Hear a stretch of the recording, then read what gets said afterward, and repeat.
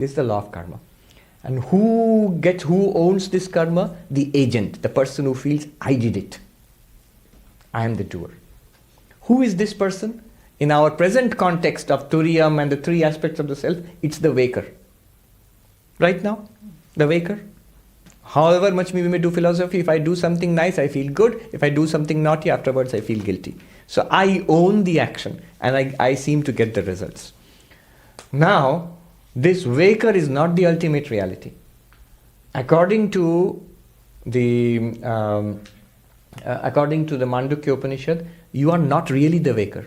You are really Turīyam, who appears as the waker and functions as the waker. The waker is not ultimately real. If the waker is not ultimately real, then the waker as the agent of action cannot be ultimately real. If there is no ultimately real agent of action, there cannot be any real karma also. No real consequence also. This is what he is asking. And the straight answer to that is yes. Śaṅkarācārya, in one of his commentaries, you see, this is a very profound thing, because whole of Hinduism, Buddhism, Jainism, Sikhism, all the Indian religions are explicitly based on the law of karma. All of them accept, in spite of their vast internal diversities.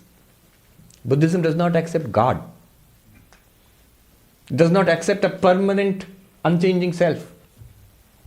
Ishvara, Ātma, no. But it accepts law of karma.